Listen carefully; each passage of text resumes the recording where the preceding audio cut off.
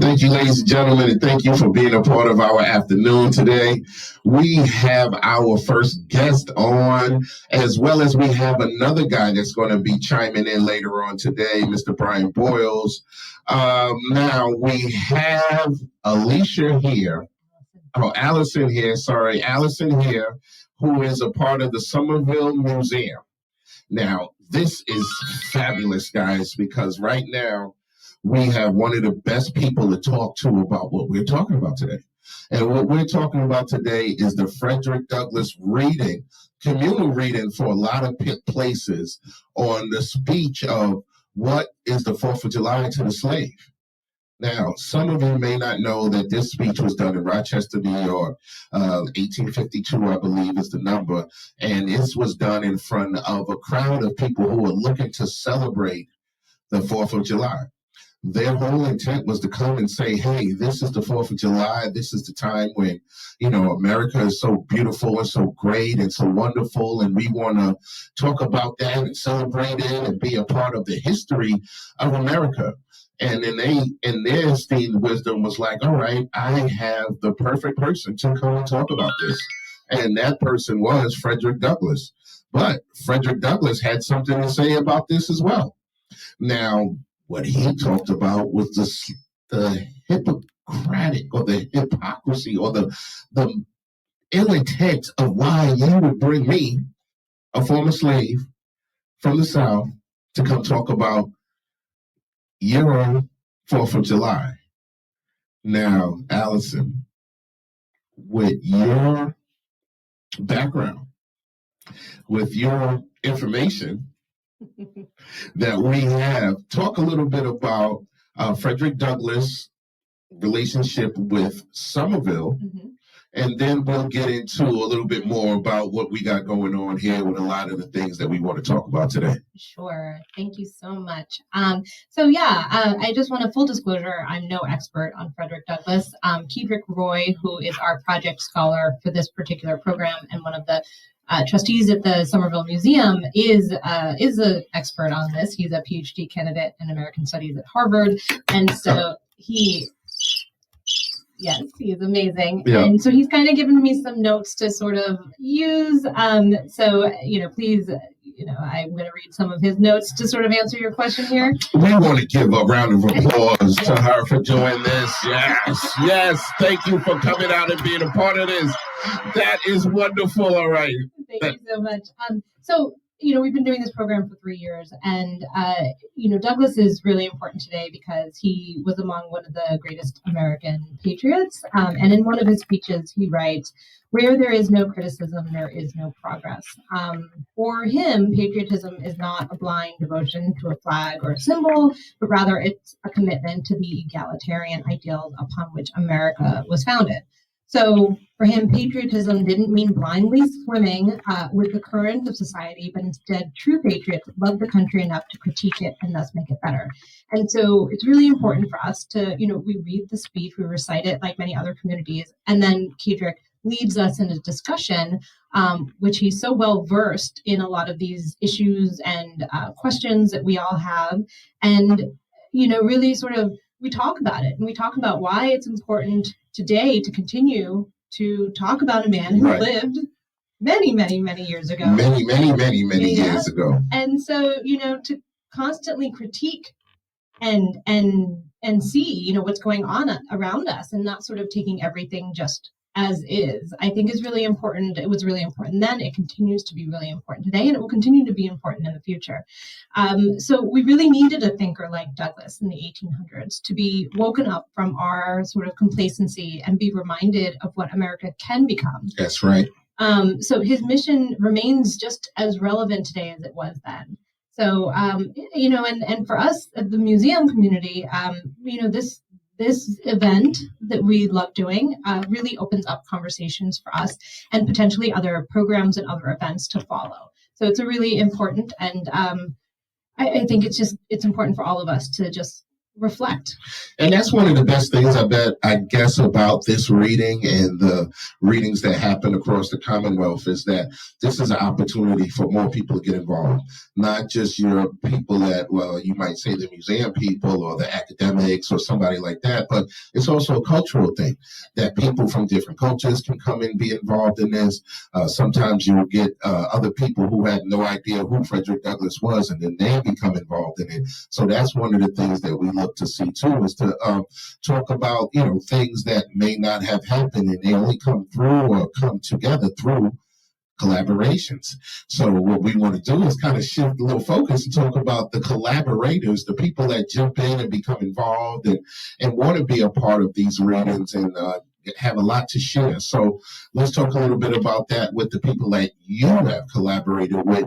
And I do a Frederick Douglass reading in Worcester, and I'll talk about the collaborators that we have as well. So go ahead, jump on in. Yeah, so collaborating is so important when you're in a creative field like we are, for many different reasons.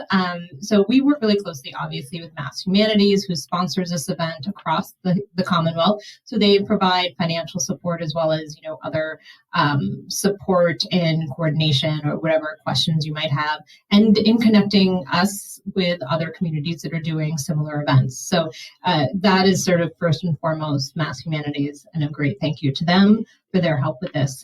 We also have worked with, we've done this 3 years. The first year we worked very closely with Bow Market, which is a sort of commercial area in Somerville that has a courtyard, so to speak, and is surrounded by restaurants and shops and small businesses. And so first year we worked really closely with them. We had the event there. It was really successful. It was outside in person.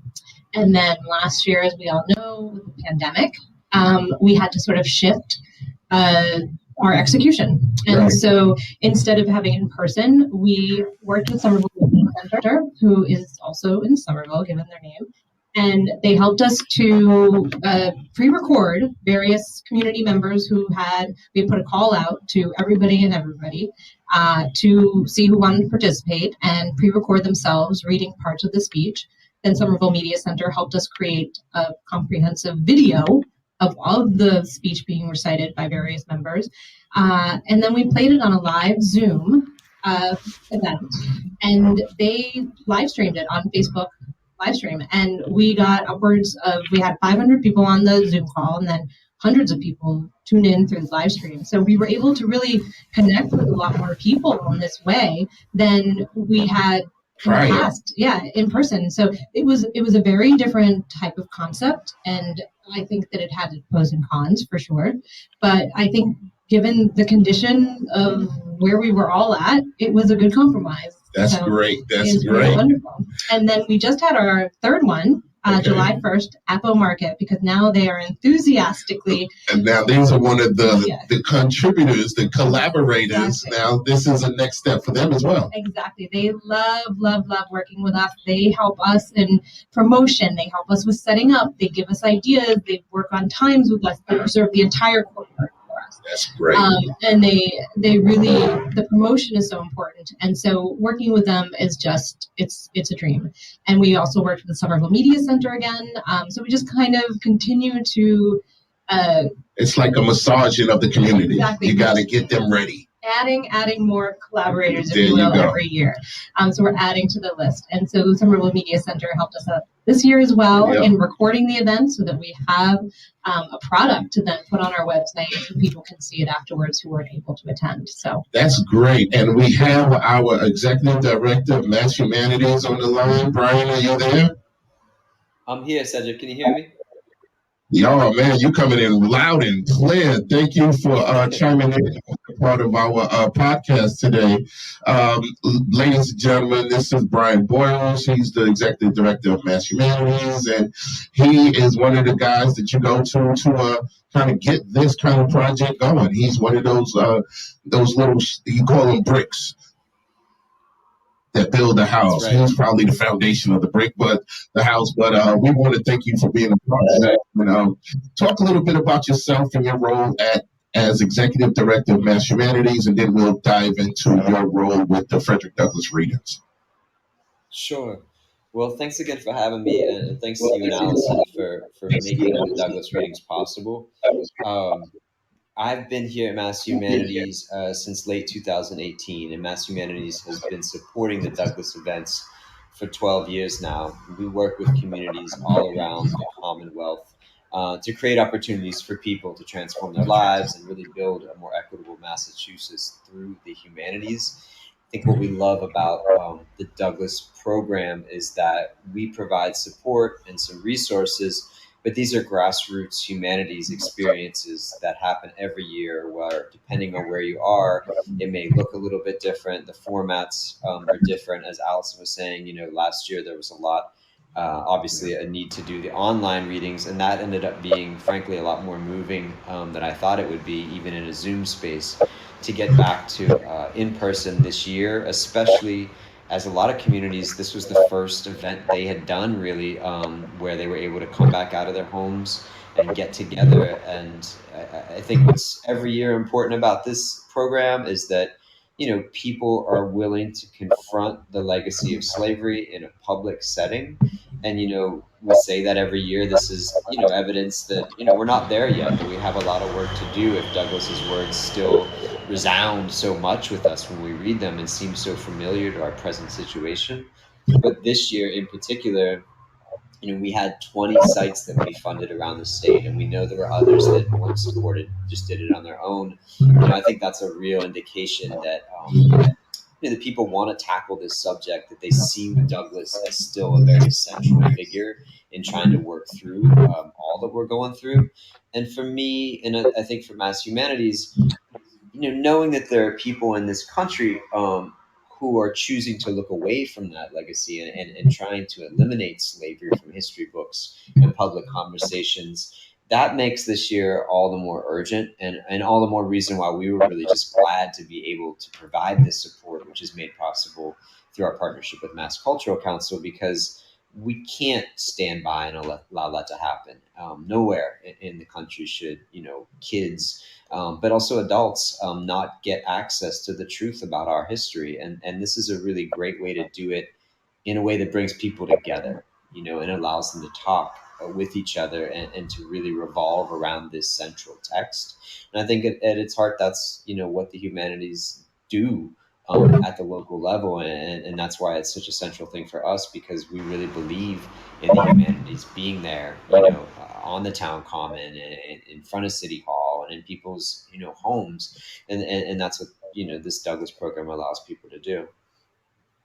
And I thank you for that, the funding, because a lot of people look forward for that funding to kind of put on these events, whether it's, paper or, just to print the speeches on, so that's a cost. And bringing these people together to get a permit, to be in front of City Hall, that's a cost, and you guys have been super for us in the community of Worcester to support us for over all these years. I mean, I myself have been a part of the reading for 10 years.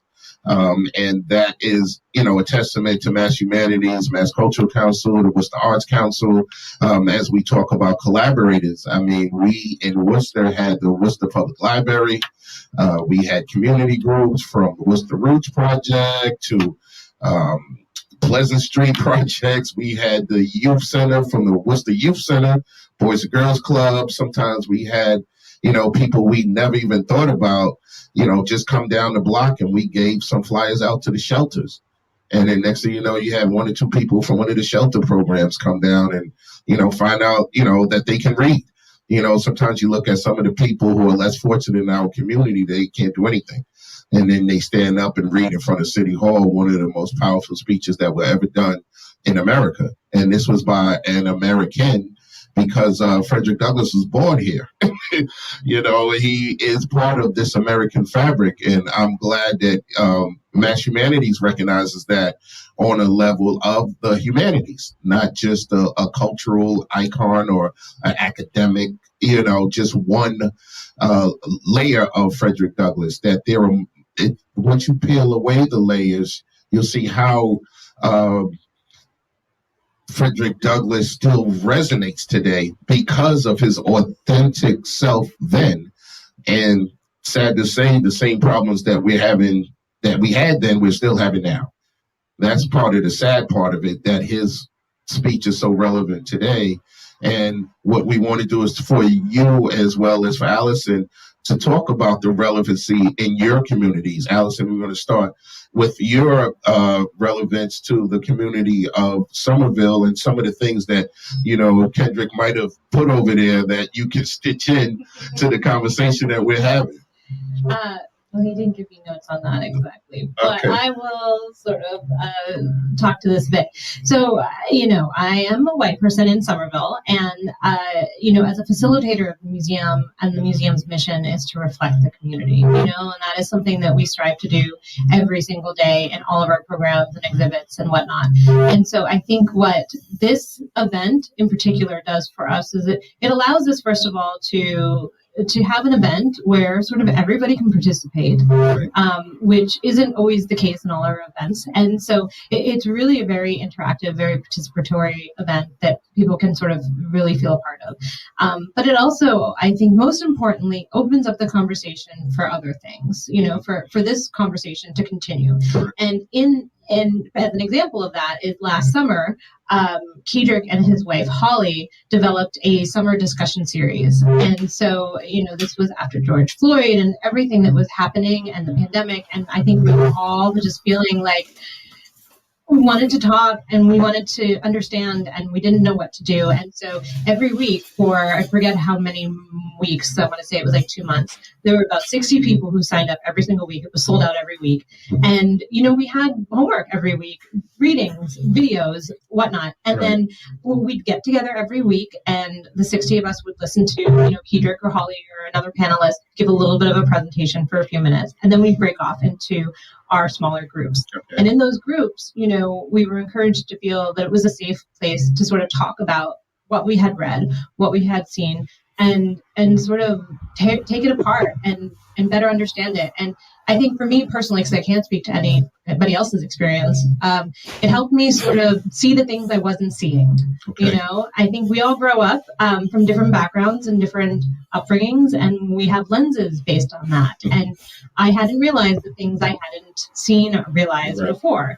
And so this was super helpful in doing that, and it continues with me to this day. And so the Frederick Douglass event perpetuated this event, and I think that every time we do this, this type of programming, it can lead to more programming like it, and makes people, more comfortable to approach us with an idea, or, somebody within our, board of trustees or our advisory council, comes up with an idea. And it all comes from other things we're doing. So I'm extremely grateful for the opportunity to be part of this, Mass Humanities Frederick Douglass grouping and to continue doing it, and excited about the prospects of potential programming that can come out of it and the conversations that we can all continue to have. And that's great. Do you want to add a little bit on this subject, Brian? Sure. And as executive director, I think, I get to go to a lot of meetings, and my colleague, Catherine Stevens, who's the director of grants, really deserves the credit for working with the individual sites and making sure that, the support gets out there. I think Yes, we definitely want to thank Catherine. Yes, I try to do that every day. I think, to your question, you have to go back and look at the context of the speech that he gave. So it's 1852, and he's invited to speak, to women in Rochester who are part of an abolitionist society. And, Douglass has this really mercurial relationship with, the Garrisonians and different abolitionist groups, both black and white, throughout his career. And, this sort of seed of that speech is to say, what do you expect of me in a moment like this? And I think that where we try to be really thoughtful is to say, and I think this is frankly what's really great about the events that we do say is, this cannot just be a conversation that lets white people off the hook. It really needs to be a situation where people have to look inward and understand that they need to really ask some deeper questions, not just about the people who we know are doing harm, but the people who want to do good. Because I think that that's part of the complication or the irony that he brought to that reading. for us, the other thing is that I was at the reading that we did here in Northampton, which had 160 people. There were 250 people in Amherst. Those are privileged communities. But you look around and you realize that these are events where there's a lot more representation than your average event in those communities.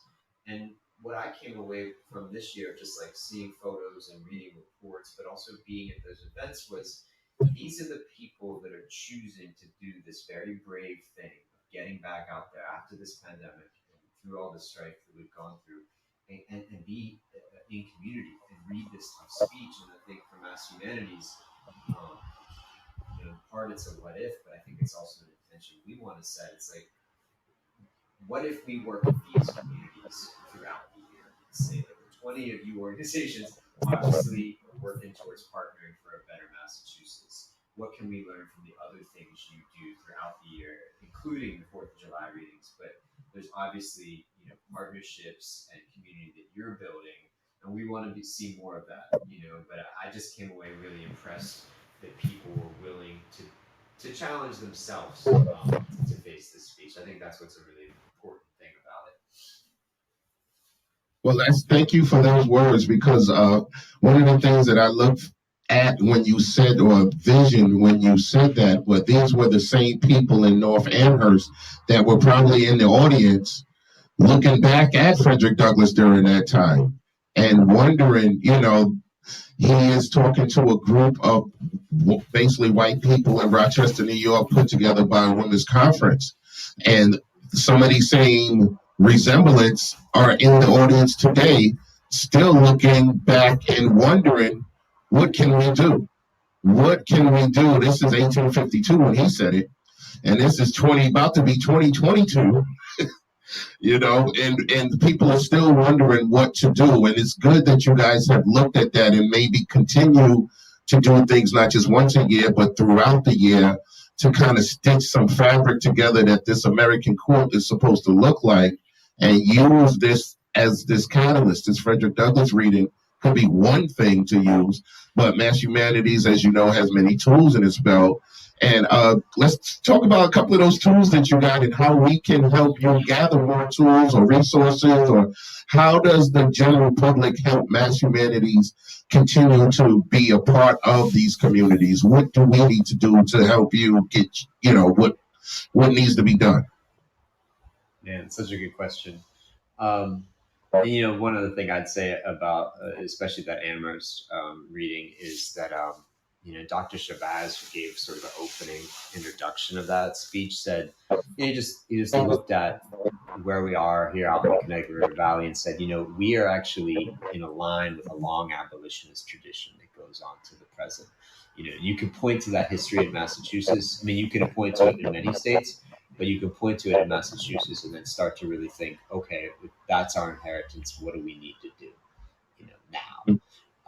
So I think for Mass Humanities, one, we want to know, are the Douglass resources that we provide, whether it's the grant or the speeches or the discussion guides, is that enough? What else can we be doing to serve as the umbrella for this? The beauty of it is really, these things are tailored to the community needs.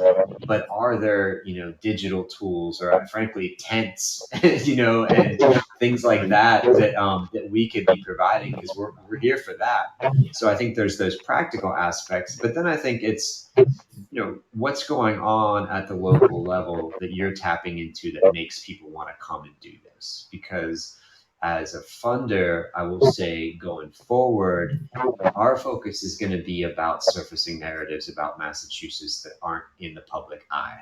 We know that there are stories, that there are histories, experiences that have happened in Massachusetts that people need to know about, and that people living in Massachusetts need to see themselves when they walk into their local museum or their local library. If we could build that type of recognition that there's not a simple story of this state, but there's this really evolving, ongoing story, then I think we can really do some momentum around that reckoning with history that's going on right now.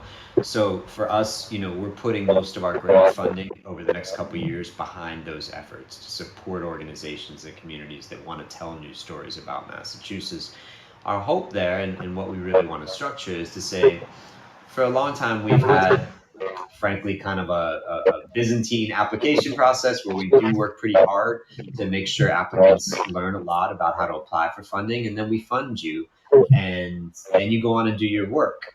What we're hoping to do going forward is to really learn more from the grantees so that they can help us shape the next funding opportunities. We know that local organizations know more than us about the wisdom that lives in those communities and how best to generate those stories in a way that's going to get audience.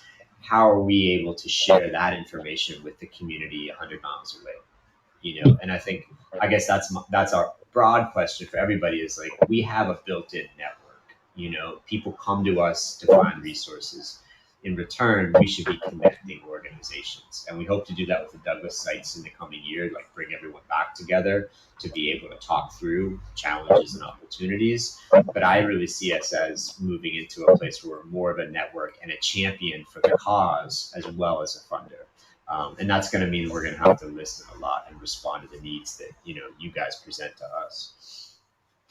Well, this is a podcast, so you really can't see Alison ready to jump in right now, and she's like ready to speak. So go ahead. Brian, I just want to emphasize that point that you just made about connecting communities, because you and Catherine and Mass Humanities in general are so wonderful at being that sounding board, but also connected us this year with the Community Action Agency of Somerville, who was also doing a reading. So we worked with them, and we cross promoted, and we worked together on the poster and the postcards, and now they're like an organization I would look towards to work with again. And so it's not a connection I would have made on my own. So that was such a great opportunity for us. So, I think that your organization and what you're doing is very unique in that way. And I know the museum is really grateful to be part of it. And looking forward to what you have next. And I'm glad that you guys are offering things like a share grant and giving people opportunity to not just get I don't want to dismiss $2,500 or $5,000, but when you put $20,000 behind a project, that carries longevity and continuity, and that's one of the bigger things, I think. And I'm glad to see that there is more money going out, and getting impressed with your fellowships, giving people opportunity to take in more money, which everybody needs if they're creative, because a lot of people in the creative communities this is the way they eat. But sometimes they have to get, we were talking about earlier, collaborators. Can you talk about some of the collaborators in the short time that we have that help out with like a fiscal sponsorship or a fiscal collaborator that works with a creative community partner to put something like this together, and with Frederick Douglass or with any other Mass Humanities funded projects? Oh man, that's a great question, because I think for all these readings, there's partnerships that happen. On the fiscal sponsorship question, I don't have an easy answer. I think one thing that happens a lot is, small organizations will partner with university departments who are interested in doing the work.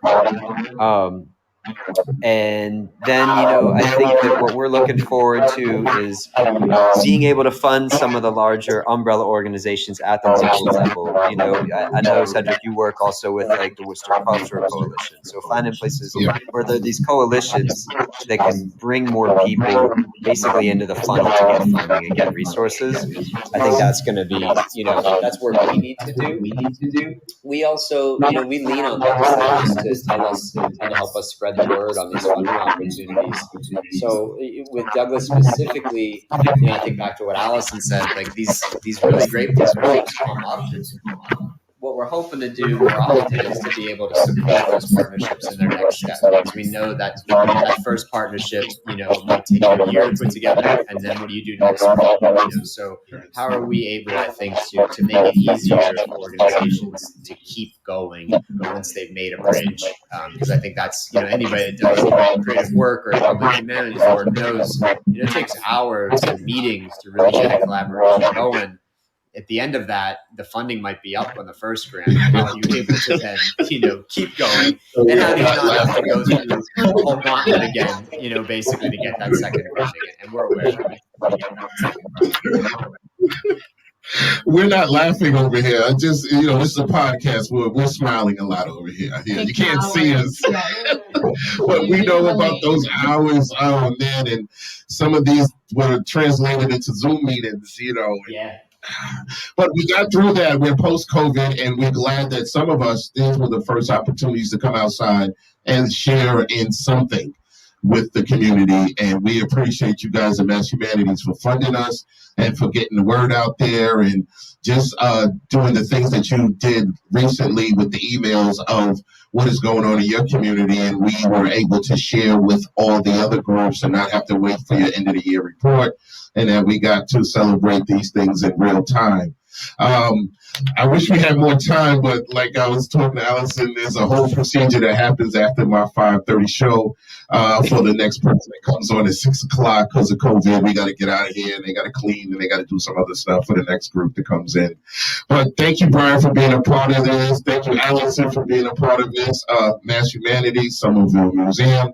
Thank you guys for tuning in, all of you people out there. Power J, thank you for the love hearts that you were showing to us throughout all of our broadcasts today, our online community, the Facebook community, LinkedIn. Thank you guys for being a part of this. Again, Brian, thank you. Alison, thank you guys. We got to go, man.